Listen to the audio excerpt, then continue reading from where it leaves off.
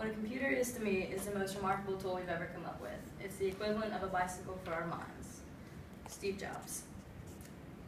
As someone who's used the computer my whole life, I wanted to inform my audience of the progression of the computer from creation to what we use today.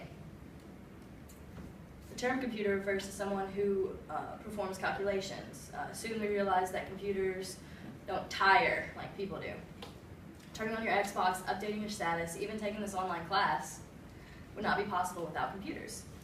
In this presentation, I will cover the history, creation, progression, advances, and different operating systems of the computer.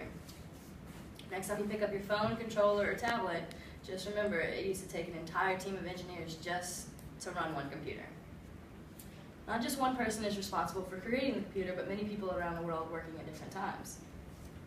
According to ComputerHope.com, in 1822, Charles Babbage began creating the difference machine and the analytical machine.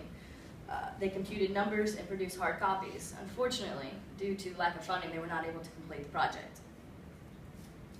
Using this foundation in the mid-1930s, Konrad Zuse created the Z1 in his parents' living room, not in his parents' basement.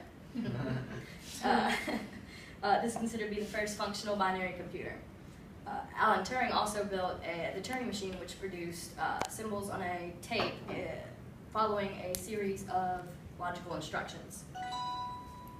This paved the way for future inventors.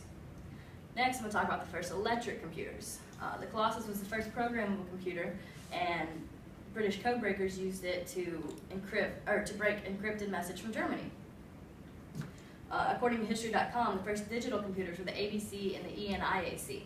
The ABC had no CPU and used vacuum tubes as connectors. The ENIAC was 2,000 square feet, weighed 30 tons, and used 18,000 vacuum tubes. Did you know that Time magazine named the PC its Man of the Year in 1982? People soon realized how important computers were because they could solve complicated problems 20 times faster than humans and never got tired. One of the first microprocessors created was by an engineer at Intel in 1971. It was about the size of a thumbnail. It could remember information, manage data, and run the programs all by itself.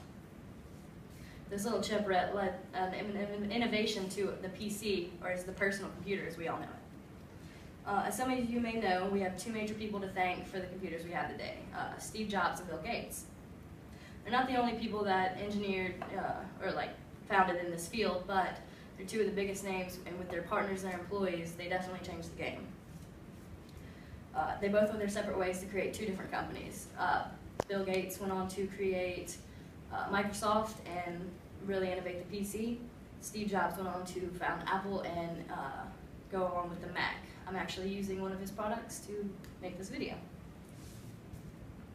These two computers run off two different operating systems.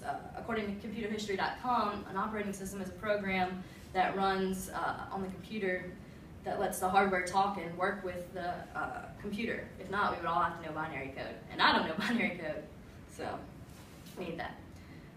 Microsoft Windows 8 is currently installed on that Microsoft. I really miss Windows 7. I'm sure everybody else does. Apple has iOS 7. iPhone users should know this, and these come preloaded on the computer. I'm a great believer that any tool that enhances communication has profound effects in terms of how people can learn from each other and how to achieve the kind of freedoms that they're interested in. Bill Gates. Now that I've covered the history, creation, progression, advances, and different operating systems of the computer, we can control, delete, and end this task. There are estimated 2 billion PCs in use worldwide right now, and it's supposed to continue to grow. Computers have been an essential part of our culture recently and will continue to be a part of it, and I, for one, am very excited to see what's next.